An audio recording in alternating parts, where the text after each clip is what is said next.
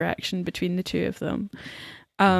Herschel's kind of, I think Herschel's just a bit useless in this scene because he is drunk and overwhelmed and so on and so forth. So seeing how the information that Rick garners from these guys is very interesting, and I wonder if we'll talk about it in the spoiler section about where they've been and where they've come from. Do that, but it escalates so well and so quietly, and that scene at the end, the kind of standoff with Rick looking in the mirror behind Dave, and the quickness with which Rick turns to murdering these two guys, is still shocking. Even years on watching it, and you see Herschel being like, dang, when Rick does that. His quick reactions kind of save the day here. And Glenn sort of being like, wow, 2 people just died, but it had to happen. That's kind of what I was getting from him. Yeah.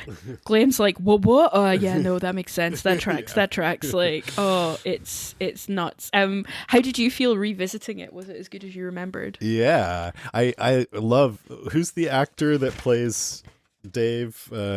Michael Raymond James. He had been in True Blood. That's where I'd seen him before as Renee. But I agree with you. He was so good. He had this super chill vibe that I thought was charming, but a hint of menace. And like you said, too thirsty. And Tony just is like, Tony doesn't give a fuck. Yeah, because he's like, you get the sense, all said and done, that they're with guys that are no good, and we kind of get that because we know later on what happens too. But they're with a gang, let's call it. And Tony's like, we gotta play nice to try to get in with these guys, but fuck that. Let's just do it. He's kind of got a little bit of Shane energy, like, let's just take over, And Shane would have done well with these guys, honestly. Yeah. And then when Tony pees, oh my god, it's so uncivilized. It's just so different. Also, to me, it felt like a dominance thing. Yeah. Yeah, like dogs and cats peeing on their... Yeah. And like, I'm going to do this right in front of you. That's how much respect I have for you and anyone. That's how cool I am. Place. Yeah. Yep. But then like Rick, especially, you're right. He's had experiences. He knows how to read people. And, when you're talking about whether Rick is built for this world and did he do the right thing catering to Herschel as long as he did, with those dangerous zombies right there. He was trying to befriend Herschel to get to a place where they could get rid of the threat and not have it blow up the way Shane did it. But Shane's just like, no, there's a danger, just go for it. And, even when Shane is yelling at Herschel at the beginning there, and Rick says, hey, to him, they thought that you massacred their family. And well, that doesn't matter. That's not happened. But Rick's the type of person to have empathy, right? And you kind of can debate, well, is the situation serious enough where he shouldn't be that soft or whatever? I think it was good because he knew Herschel was a good guy. So he was trying to meet him on his own terms. But here, now we see, okay, if we thought maybe Rick was too soft, no, he is assessing these guys. He figures out very quickly they are not good guys. And so he's absolutely, nope, I'm not going to tell you anything about us. You can't join us. And he even, like when he said, when Dave says, where should we go? And he goes, I hear Nebraska's nice. He knows he's being a smart ass and he's forcing some kind of resolution to this. Either they're going to go away or they're going to challenge him. And he goes to pull out his gun and he's fucking Wild West, boom, boom, boom, kills them both. Yeah. And you're like, okay, I just learned that Rick, when it comes to it, he will act and do what needs to be done. And it just made me like,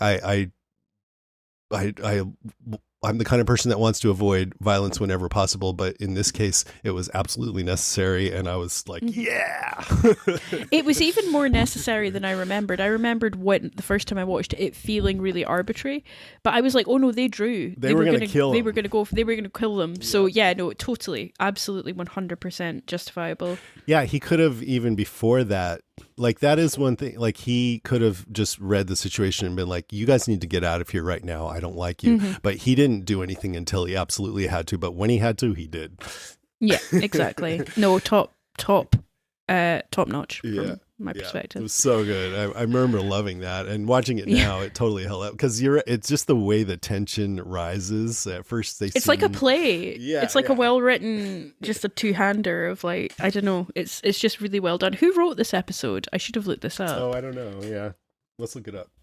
Evan Riley, who is one of the early regular writers on the show, and I think he had a lot of good episodes, and I wanted back when we were doing more interviews, I wanted to try to get him on, but he was elusive. This is a good one. The writing's strong. Yes, very good. All right, I had a point on, you know, the whole built for this world concept, and how Shane basically is arguing that Rick is not built for this world, but he is. And I just think after this episode, to me, it's clear, Shane just is like a bomb that goes off, and Rick tries to finesse it more. But when he needs to act, he does act violently. Yeah. And so I feel like after this episode, I'm like, no, Rick is more built for this world than Shane is. That's what I think. I agree. He's good. Well, he goes further. Yeah. So, yeah.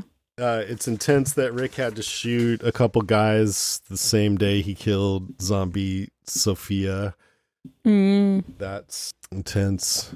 Anyway, do you want to go into notes? Yeah, sounds good.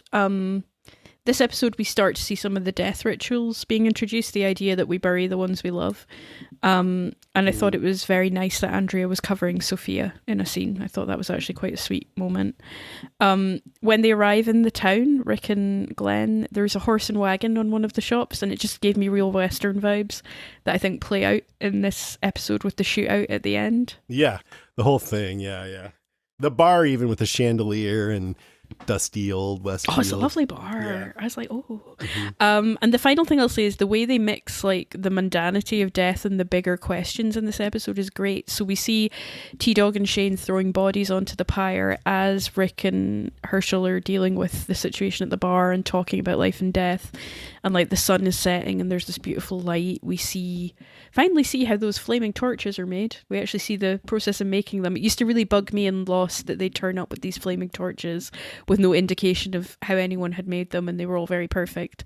So we see T-Dog and Shane wrapping rags around sticks and setting fire to the bodies. And this all plays out against this conflict and the kind of bigger ideals that Rick and Herschel are talking about. And I looked up the closing music, and it was The Regulator by Clutch, which I'd forgotten was. I wondered if, I know sometimes when things are syndicated on Netflix and things like that, the music gets changed, but I'm pretty sure the one I was watching is what aired with the episode. So yeah, it was good. It was a good end. Yep. All right, let's see. Dave says he was a grunt stationed at Fort Benning and told them the place was overrun. And I can't remember, because now that they've found Sophia, you know, more or less, they don't have any, the only reason they were staying there was to look for Sophia. Then they were going to go to Fort Benning. And I can't remember why they stay after this. I don't know if it is because of because what they tell them, Dave said, but they believe them, these guys. Well, I think if the going was good at Fort Benning, they'd be staying there. I don't think they'd be out in the wilds if they didn't have a choice. Yeah, I guess you're right. And we learn later, I looked it up in season, I think 4, one of the Savior guys, Mitch, says also that it was overrun early on, that he was stationed there or something. Dave calls the zombies lame brains, and I was like, I could swear in one of the Romero zombie movies they called them lame brains. I looked it up. It's not exactly that. In the Tom Savini 1990 Night of the Living Dead remake, which I loved, it's one of my favorite zombie movies ever, the asshole character Harry, who's always yelling at his wife, he calls the other people lame brains. You lame brains! So, deep cut. I love it. Yeah. I only know that because it's one of my favorite zombie movies ever. I think this is the first episode with Glenn Mazzara as showrunner, and we were like, oh, is it going to be good without Darabont? And we were relieved. I think it got, I think the second half is better than the first half, definitely, in my opinion. They show the windmill on the farm a lot.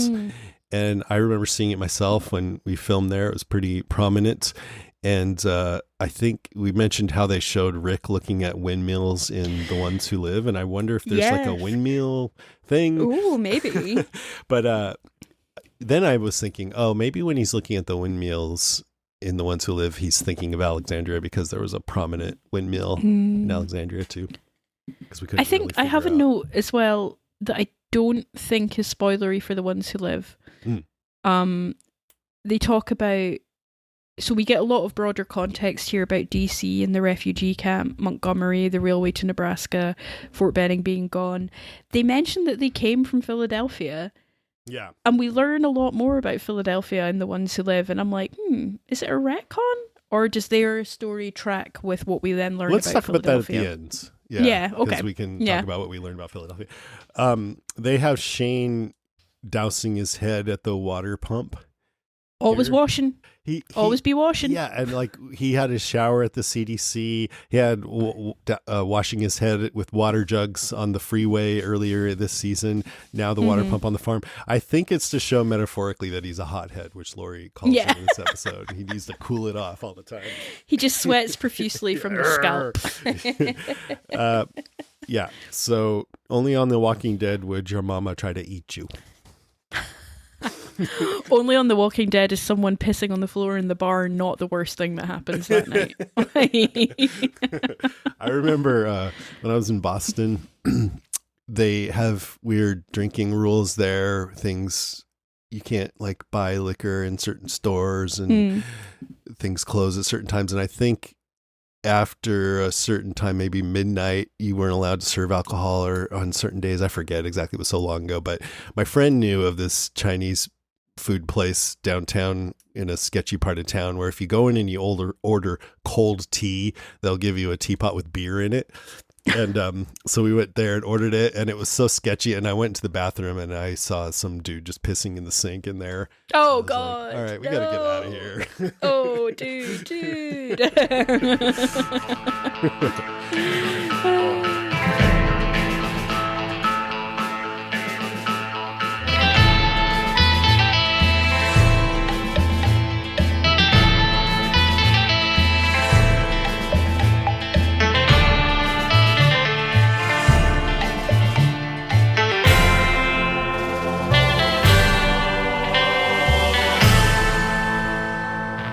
Obvious threat to untold numbers of citizens. The people it kills get up and kill.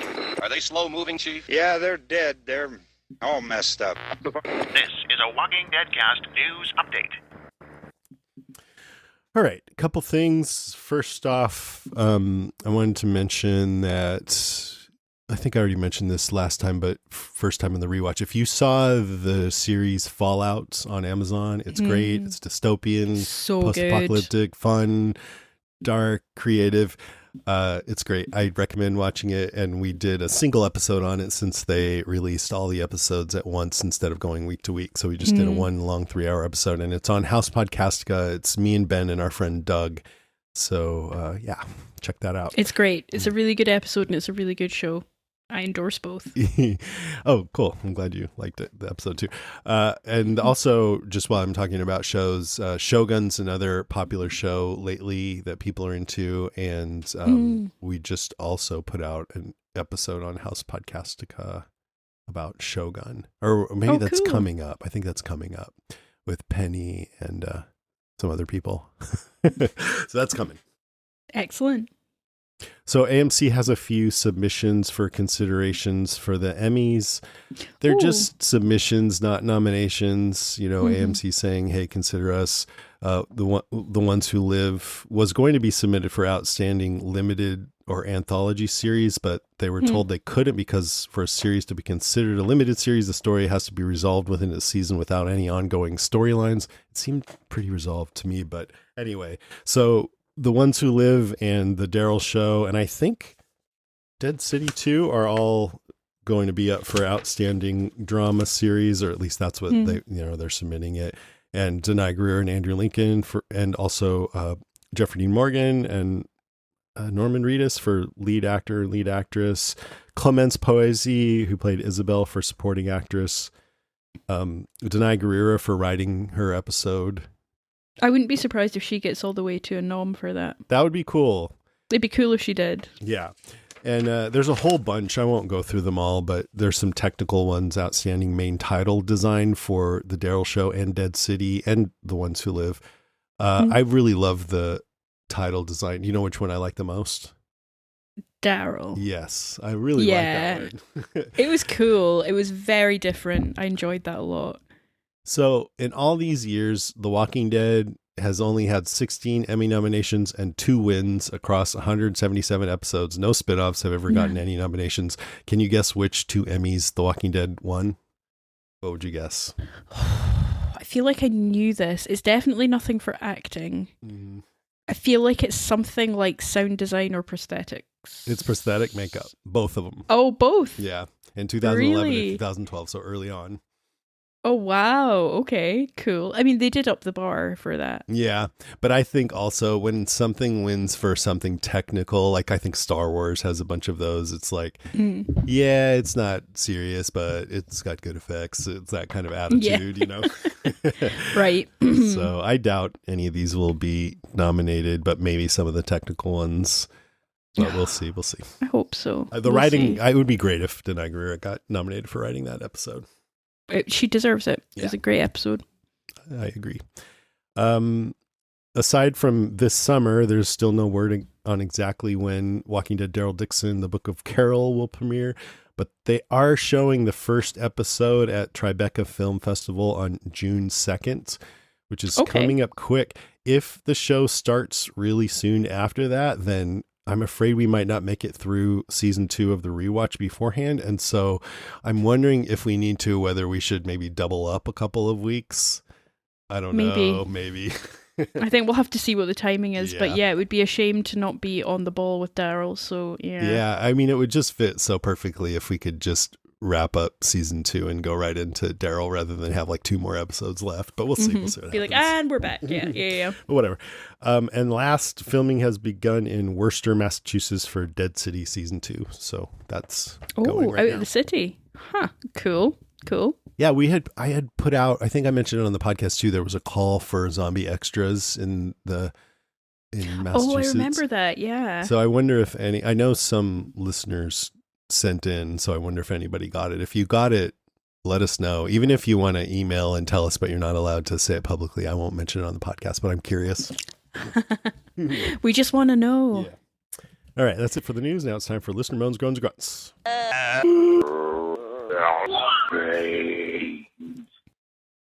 So Beth Nichols says, "Yay! Yay! People were glad we were back with the rewatch." Navarda Randall said, "Yay! I've been waiting for this." April Palmore Sullivan says, "One of my favorite episodes. Such a turning point. I love rewatching with y'all." Oh, we love rewatching with you too, April. Jared Wilkie, who's an old friend of mine from high school, says, "I love this episode. This is the first one that really showed it was the living that were the real danger, not the dead." That's kind of what you were saying. Yeah, I was on a panel with some Walking Dead actors, I forget who, and we had Q&A, and somebody came up to the mic, and he's like, "Yeah, I just want to say that I went to school with the moderator." Oh, no way. Who's that? Oh, hey, what's up? Hey. It was Timothy Oliphant. That'd be amazing. There was another time when I was doing a panel with the guy who plays Luke. What's his name? Dan Fogler. Dan Fogler. And somebody came up and goes, "Oh, I just want to say I really like your podcast." And me and Dan both went, "Thank you." And then we looked at each other and we were like, "Oh, who are you talking about?" And it was me. And, and Dan's like, "Oh, I got to listen to that." And then we ended up having him on. So it was great. You two I think you two would be great co-hosts on something. The vibes when we interviewed him, I was like, these guys, they're on the same wavelength here. That's awesome. He's a nice guy.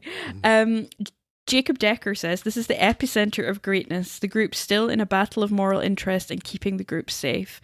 I love this season. It will never be matched again." Oh, strong words, Jacob. I know a lot of people feel the same way. Gijo Putio says, "I love the moral dilemma that came up here. The idea became a little stale later on in the series, but it was the first time I had been exposed to a show that presented it, and I love the show for it. I'm still torn on which I would choose. I hope I never have to." What is he talking about? I think maybe Randall coming up.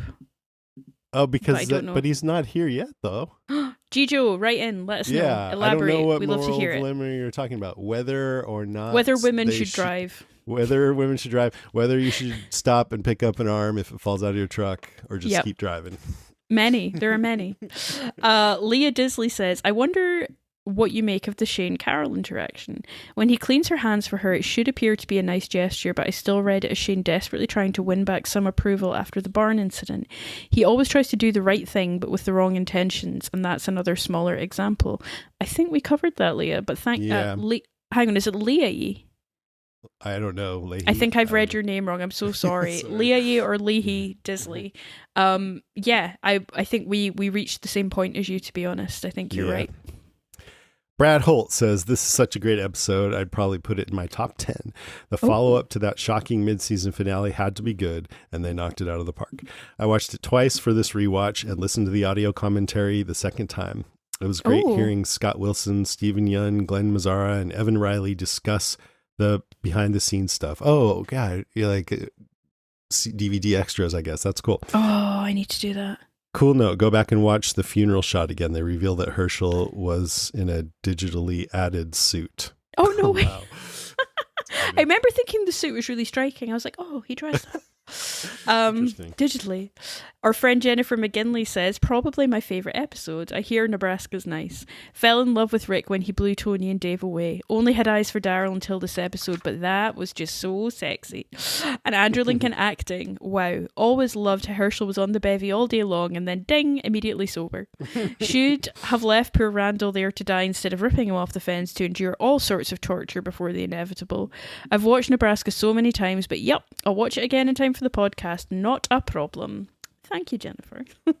She's watching ahead too, right? Because Randall was not in this episode, right? Okay. Yeah. No, I think this is the bit where stuff starts to merge. Like, I found it quite difficult. I was like, where does this episode end? I thought it ended with them coming in and going, holy shit, you're alive. But then I was like, oh no, it goes on. It ends with the shooting. Yeah. Gemma Hall says, I love this episode.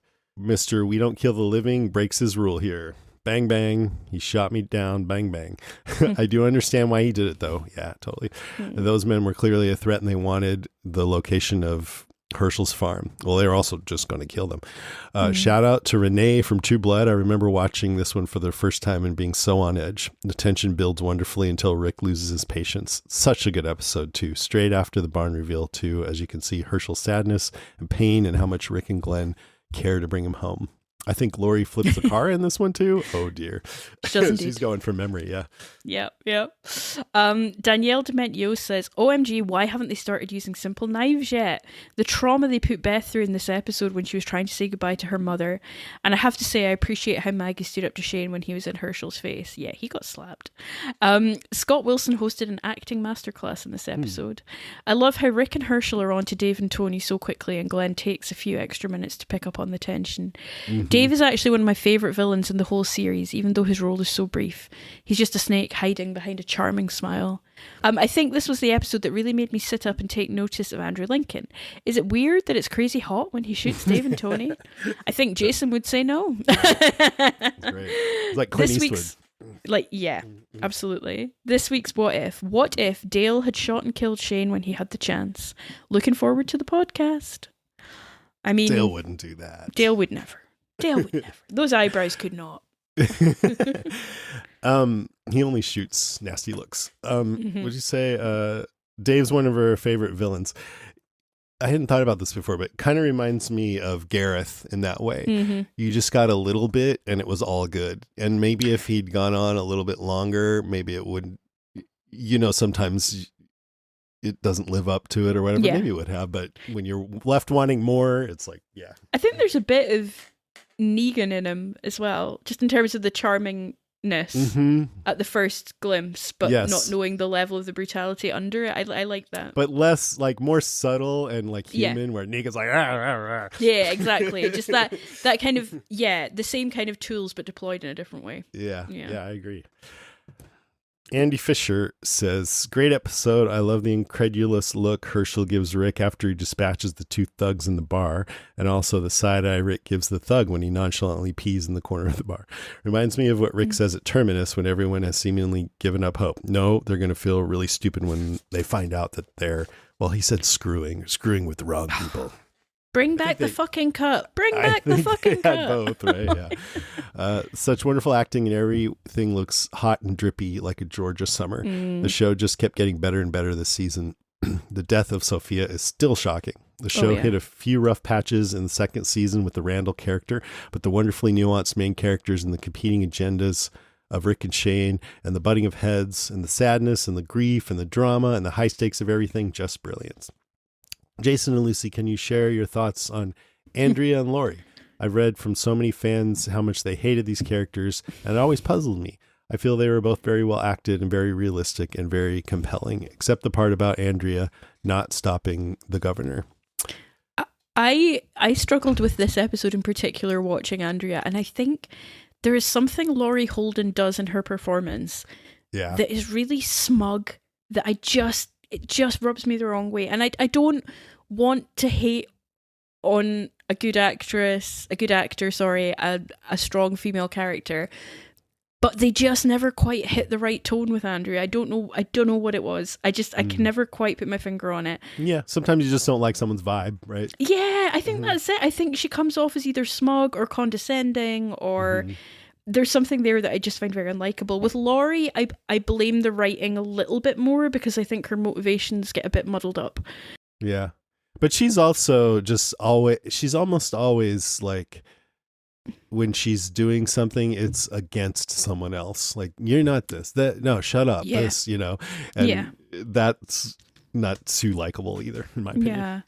Yeah. I think I'm trying to be more open-minded about it on the rewatch, particularly with Laurie. But Andrea, this episode, I just wanted to throw something else. But I was surprised. Like, I'm trying to be more open-minded too. So I was just sort of like, I had a whole point about it, looking at what Andrea was doing. And I think all the things she was doing were good. But it's just that attitude. Yeah, there's a smugness there that I'm just like, Rachel Teal Edwards says, so many incredible character building moments in this episode. This is one of my favourite episodes of the series. Shane helping Carol wash her hands is actually a really honest, vulnerable, sweet moment. Maybe the last bit of humanity we see in Shane. It softened me to him and his brashness and arrogance from last week, but also Maggie slapping him at the beginning of the episode is one of my favourite moments. Maybe that's what woke him up, even briefly.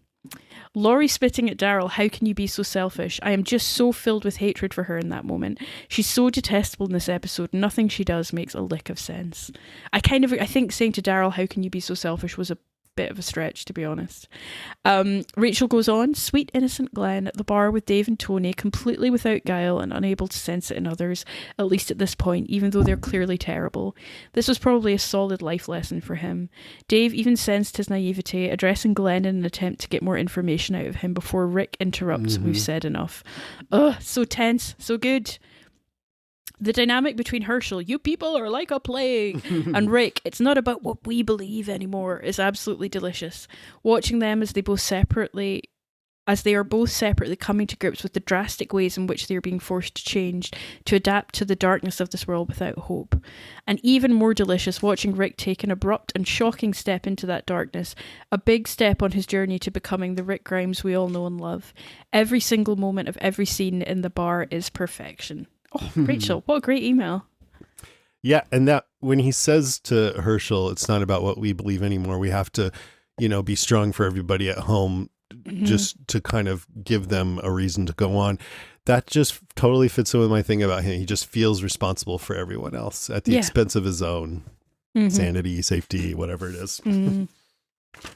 Okay. That was great, Rachel. Dina says, hello.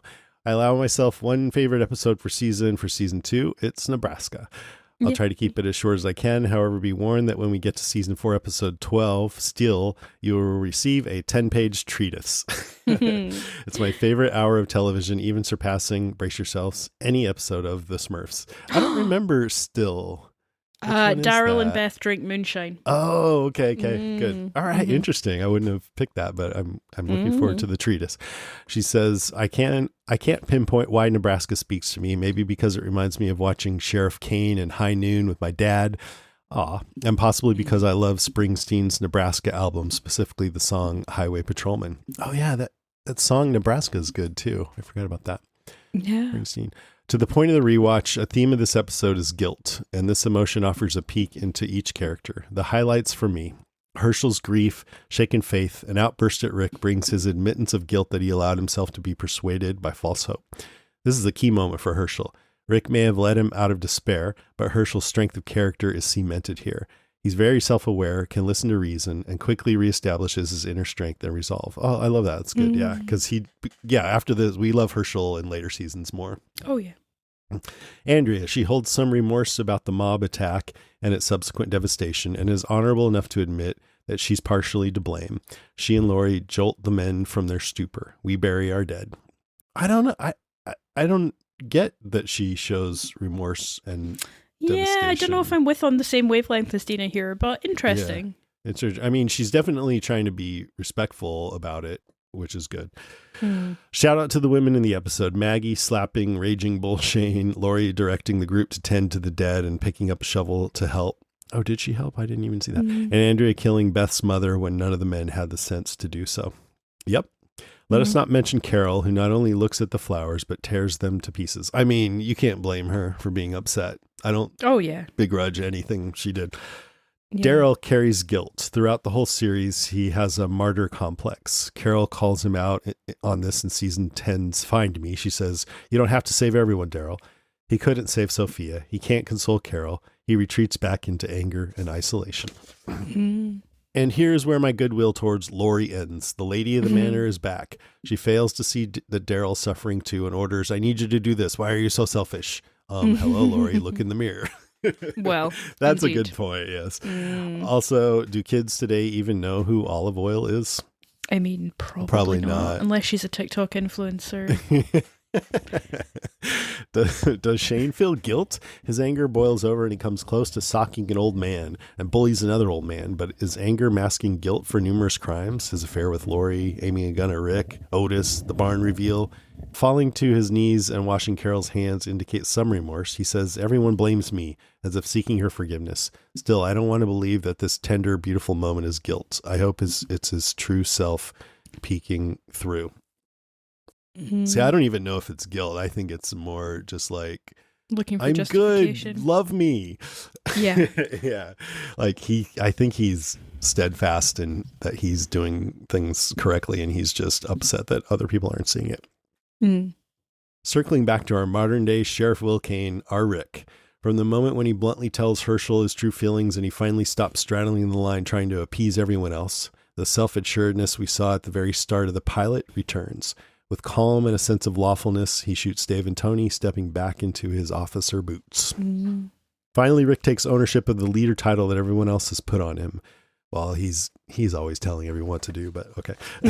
He'll waver, of course, but this is the turning point. No matter that Dave's line about how they've all done very bad things foreshadows Rick's future self. Yeah, because right now, if Rick's thinking, "Yeah, I just shot a little girl zombie," but he's not like, "I just bit a guy's throat out" or anything like that, or killed a bunch of people in their sleep. Foreshadows Rick's future self. For now, he's an officer of the law, protector of the people, Deputy Herschel at his side. I promise my next missive will be very, very short. Please forgive me, fellows at heads. I have guilt for the length of this letter, and if you were here, I would wash your hands. Dina. Oh, Dina. Never apologize. Your letters are always brilliant. Yeah, that's cool. You should call in sometime too if you feel like it. Absolutely. Speaking of calls, here we have 2 calls. Here's Carly in Santa Fe. Cool. Hello, Jason and Lucy. This is Carly in Santa Fe, and I wanted to mention this one moment that stood out in my rewatch of Nebraska when Rick is talking to Herschel in the bar about hope, and he says, "We have to keep going for the people we love, even if we have no hope ourselves," something like that. I just thought that was really poignant and sad. You know, I think this episode is a turning point for a lot of the characters, and there were a lot that I wanted to talk to you about, but I'll just stick with Rick, you know, recognizing that he's really taking leadership of the group and that responsibility is weighing on him, and he has lost all hope that the world is worth living in anymore, and it's just very, very sad. Rick has, I don't know, I feel like he still has some hope. don't you think? He's not fully hopeless yet, but I think there's that line where Herschel says he could see it in Rick's face too, and yeah, and he's saying even if we do lose hope, we need to basically fake it for everyone else. fake it till you make it. But you're right. Yeah, Herschel mentioned he noticed a difference. All right. Thanks, Carly. I hope you call in again. Here's Alex Kruger. Hey all, Alex Kruger leaving feedback for Walking Dead Season 2, Episode 8, Nebraska. What an appropriate episode to dive back in with this rewatch. This is one of my favorite Season 2 episodes because of a special cameo, but we'll get there. If anyone gets a pass for turning to the bottle after 22 years of sobriety, it's Herschel, and damned if it isn't easy to understand why he feels the way he does this episode. The last shred of hope he had for his world returning to normalcy is gone in a flash, and the despair horizon finally starts to set in for him. The fact that he has his mini breakdown and quits drinking in the same day does help show his moral fiber. And I love the little bond that's starting to really develop between him and Rick. I couldn't help but chuckle to myself when I realized that Lori clearly is Carl's mother. Not because of any shared looks or mannerisms, but for the simple fact that Lori makes a completely boneheaded decision to go off on her own looking for Rick, without telling anyone where she is going, or that she is leaving, or anything during a zombie apocalypse in unfamiliar territory. I mean, how many times have we called Carl out for doing this exact thing? Like mother, like son. Full disclosure, I did not wait with you guys to finish the series again when you took a break. I plowed right along and finished again anyways. I have no regrets. But it is crazy to see Daryl and Carol, and even Rick, this way, when I have the benefit of having just seen their story arcs grow and mature over 11 more seasons when accounting for the spinoffs. Dave is such a gross, disgusting dude, and it's amazing he lasted as long as he did. And as a Pennsylvanian and major Philadelphia Phillies fan, I always hated how vile and disgusting these guys were, even if they would fit in a Philadelphia Eagles tailgate. Come to think of it, I wonder if they escaped Philly before or after Okafor's stand in the timeline. I'll take that. But really, like I said, I wanted to talk about the amazing cameo by the infamous Michael Raymond James as Tony. I was first introduced to our dear old Tony from Philly while watching the TV show Once Upon a Time as the grown-up version of Rumpelstiltskin's son, Balefire. He was charming as hell and extremely likable and lovable. His death, spoiler? I don't know. It happened in 2014. There has to be a statute of limitations on that stuff, right? Was so heartbreaking, and you really grew to appreciate the actor. The first time I saw the show, I was floored when he popped up on the screen. Even though he was clearly a dime store bad guy, I was still charmed by him, especially when contrasted to the series' first Rapey Davy. Rest in peace, Tony, but first rule of the apocalypse, never draw on the Rictator. Keep up the great work, team. Now on to Triggerfinger. Yay. Alex, your voicemails are always so well produced. Yeah, he wrote back to me and told me he was on the Wilhelm podcast with Ben. So if you want to hear more of Alex, check out Wilhelm and look back for that. And he was also on an episode of the Ted Lasso Revisited podcast. Oh, wonderful. With Kristen and Ben. Yeah, and he started a Phillies baseball podcast with a friend. They're 5 episodes in. He didn't say the name of it, so Alex, send it in. Let us know. What that is. Jacob Decker. Okay, so we're talking about stuff that we decided to leave to the end in case for people who hadn't seen The Ones Who Live or the other spinoffs yet. So if you haven't seen those and you don't want any spoilers, then you should probably not listen to this. I have a letter here from someone who just went by L. A message, it says, "Hello everyone, I've never written in before and thought someone else would point out why RJ said I believe during the meeting with Rick. I believe, actually, I'm convinced that it's simply a silly and kitschy reference to the Japanese inscription, believe a little longer, on the images of Michonne, Judith, and Rick's phones. Hasn't the artist himself said something like believe a little longer to Michonne? RJ would have no reason to reference these lines, of course. Well, Gimple." I think that's right. Yeah. Yep. So that I'm tracks. Glad you wrote completely. That in because I felt like there's something that they were talking about. Yeah, beliefs. there's something that we're not quite hitting on the head here. Yeah. Yep. We were at a bus went past yesterday and it had Kaylee Fleming on the side of it because of the film that she's in that's coming up. I was like, oh, Judith. When's that? I wonder when's that coming out. It seems like they've been. I think it's a couple weeks. So yeah. Cool. What else? Essentially Philadelphia. Does what they tell us about Philadelphia here contradict what we learned in The Ones Who Live? Yeah, they said it, damn shit show that was. And we know